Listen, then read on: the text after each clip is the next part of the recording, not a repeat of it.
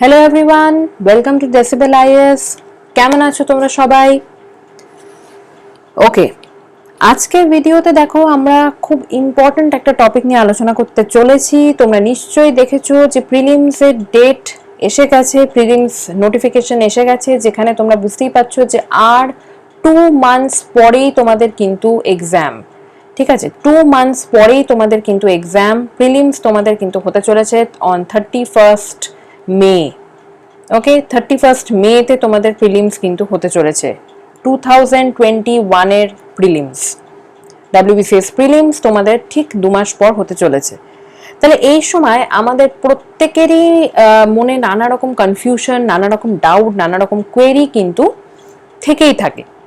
তার মধ্যে একটা বিষয় হচ্ছে আমাদের অনেকেরই এখানে সমস্যা থাকে, বিশেষ করে যারা ধরো সায়েন্স ব্যাকগ্রাউন্ড থেকে, যারা আর্টস হিউম্যানিটিজ ব্যাকগ্রাউন্ড থেকে নয়, তাদের একটা সমস্যা থেকে থাকে যে হিস্ট্রি একটা খুব গুরুত্বপূর্ণ বিষয়, আর এই হিস্ট্রি বিষয়টির ওপরে 50 মার্কস থাকে অন প্রিলিমস।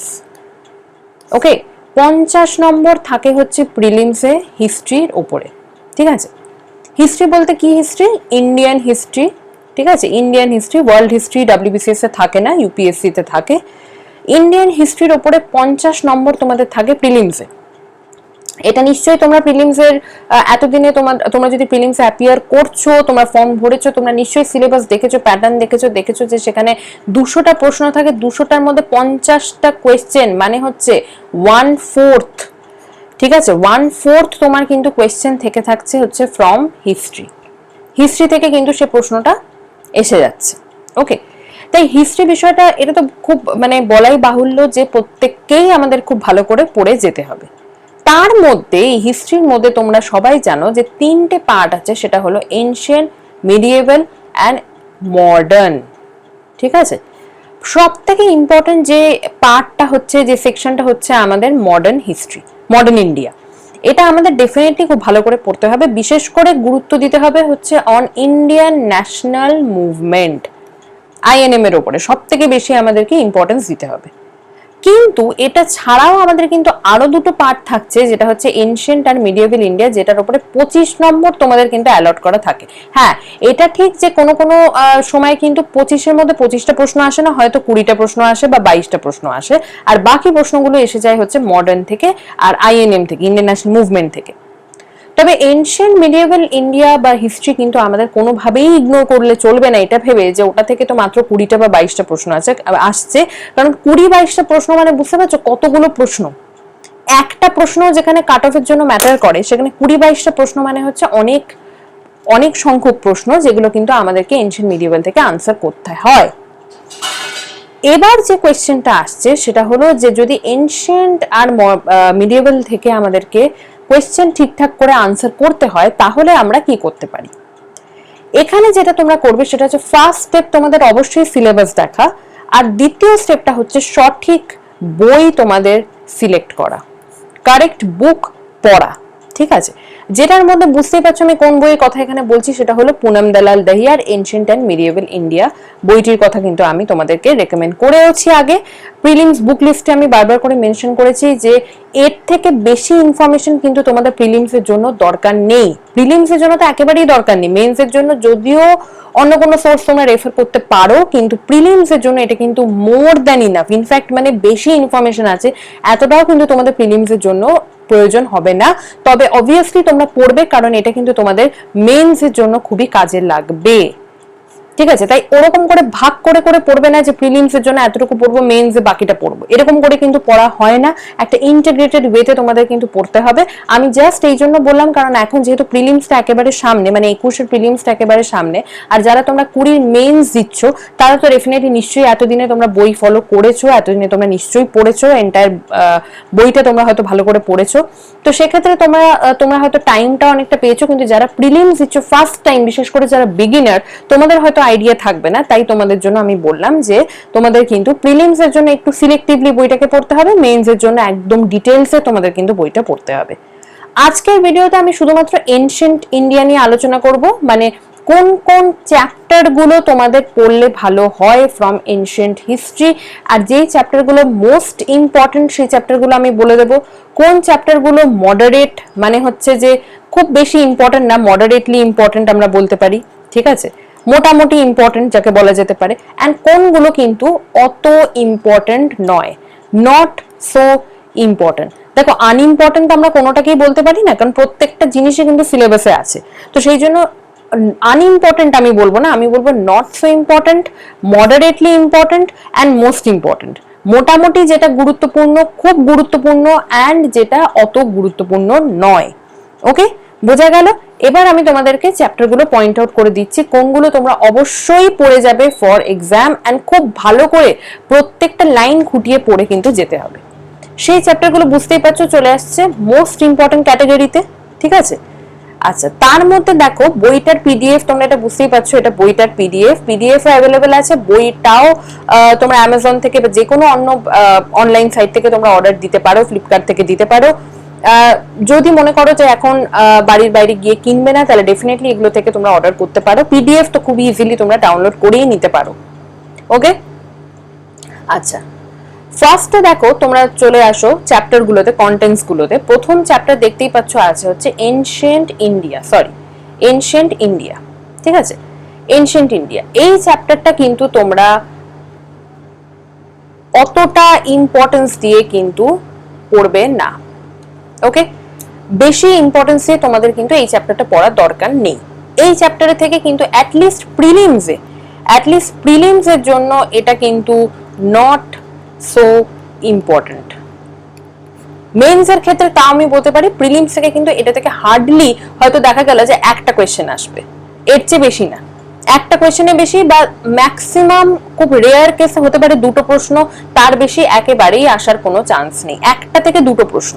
তাই ডেফিনেটলি চ্যাপ্টারটা পড়বে। দেখো নট সো ইম্পর্টেন্ট মানে এটা কিন্তু নয় যে চ্যাপ্টারটা বাদ দিয়ে দিলাম, ঠিক আছে, চ্যাপ্টারটা পড়লামই না, কিন্তু এটার মানে হচ্ছে যে আমি অতটা গুরুত্ব দিয়ে পড়বো না, অতটা সময় দিয়ে আমি এই চ্যাপ্টারটাকে পড়বো না। ওকে, বোঝা গেল? নেক্সট দেখো আমরা চলে যাচ্ছি হারাপ্পান সিভিলাইজেশন, বা বুঝতেই পারছো ব্রোঞ্জ এজ সিভিলাইজেশন। ওকে, আচ্ছা, এখানে দেখো এই চ্যাপ্টারটা হচ্ছে যেটা আমি বলবো আন্ডার ভেরি ইম্পর্টেন্ট ক্যাটাগরি, বা যেটা আমরা বলেছিলাম most important category. Very very important chapter. প্রত্যেকটা সেকশন খুব ভালো করে পড়তে হবে, প্রত্যেকটা চার্ট, প্রত্যেকটা লাইন তোমাদের খুব ভালো করে পড়তে হবে, কারণ এটা শুধুমাত্র প্রিলিমস এর জন্য দিক থেকে ইম্পর্টেন্ট নয়, মেইনস এর জন্য কিন্তু ইকুয়ালি ইম্পর্টেন্ট। তাই প্রিলিমস প্লাস মেইনস দুটো ক্ষেত্রেই তোমাদের কাজে লাগবে। খুব ভালো করে পড়বে, খুব খুঁটিয়ে পড়বে, and very very important chapter. এটা কিন্তু মোস্ট ইম্পর্টেন্ট ক্যাটাগরিতে চলে আসছে। ওকে, প্রত্যেকটা সেকশন খুব ভালো করে প্রিলিমস মেইনস দুটো পারপাসের জন্যই তোমরা কিন্তু পড়ে যাবে। নেক্সট দেখো আমরা চলে আসছি থার্ড চ্যাপ্টার, সেটা হলো দ্য বেদিক এজ বা আরিয়ান এজ, তাই তো? আচ্ছা, এই চ্যাপ্টারটিতে তোমরা কিন্তু প্রিলিমস মেইনস যাই বলো দুটো অ্যাঙ্গেল থেকে দেখতে গেলে চ্যাপ্টারটা কিন্তু আগেন এই চ্যাপ্টারটা হয়ে যাচ্ছে মোস্ট ইম্পর্টেন্ট ক্যাটাগরিতে বা ভেরি ইম্পর্টেন্ট ক্যাটাগরিতে। হ্যাঁ, হারাপ্পান সিভিলাইজেশনের তুলনায় আমি বলতে পারি একটা কথা, যে এখান থেকে হয়তো কম্পারেটিভলি প্রশ্ন কম আসে, ঠিক আছে। হারাপ্পান সিভিলাইজেশন থেকে বা ইন্দাস ভ্যালি সিভিলাইজেশন থেকে প্রশ্ন অনেক বেশি আসে, যদি আমি সেরকম ভাবে বেদিক এজের সাথে কম্প্যারিজন করি। কিন্তু দেখো ওরকম ভাবে একটা চ্যাপ্টার 5টা প্রশ্ন এলো না 7টা প্রশ্ন এলো, এটা দেখো এটা কিন্তু প্রত্যেক বছরে ডিফার করবে, প্রত্যেক বছরে এটা কিন্তু আলাদা হবে। তাই জন্য ওরকম ভাবে না ভেবে তোমরা এটুকুই মনে রাখবে যে এটা কিন্তু একটা খুব ইম্পর্টেন্ট চ্যাপ্টার, মোস্ট ইম্পর্টেন্ট ক্যাটাগরিতে এটাও আসছে। তবে হ্যাঁ, আগে তোমরা হারাপ্পান সিভিলাইজেশন কভার করবে ক্রোনোলজিক্যালিও, তাই তারপরে বেদিক এজ তোমরা কভার করবে, কারণ আইবিসি বা হারাপ্পান সিভিলাইজেশন থেকে কিন্তু প্রশ্ন অনেক বেশি আসে, ঠিক আছে। আর টাইম লাইনটা ফলো করলে হারাপ্পান সিভিলাইজেশনই আগে আসছে। নেক্সট তোমরা দেখো চ্যাপ্টারটা, সেটা হলো Mahajanapadas of the Indo Gangetic plain. এটা আমি বলবো হচ্ছে ওই মডারেট ক্যাটাগরিতে এটা চলে আসছে, মডারেটলি ইম্পর্টেন্ট, ঠিক আছে, পুরোটা আমি লিখলাম না, মডারেটলি ইম্পর্টেন্ট মানে চ্যাপ্টারটা পড়তে হবে, কিন্তু আমি খুব বেশি গুরুত্ব দিয়ে পড়বো না, খুব বেশি ডিটেইলসে গিয়ে হয়তো আমি পড়বো না, বা অনেক বেশি দেখবে এক্সপ্লেনেশন এখানে দেওয়া আছে, বিশেষ করে এই জায়গাটাতে, এই সেকশনটাতে, social and material life in the age of Mahajanapadas. এইটা আমাকে এই administrative system, legal, social justice ইত্যাদি, এইগুলো আমাকে অত ডিটেলে পড়ার দরকার নেই।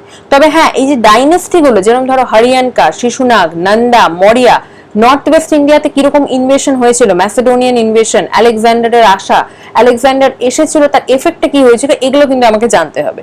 কিন্তু এই যে সেখানকার লাইফ কিরকম ছিল, administrative system, judicial system, political system কিরকম ছিল, বেশি ডিটেইলস আমাকে না জানলেও চলবে, অ্যাটলিস্ট প্রিলিমস এর জন্য এটা কিন্তু প্রয়োজন নেই।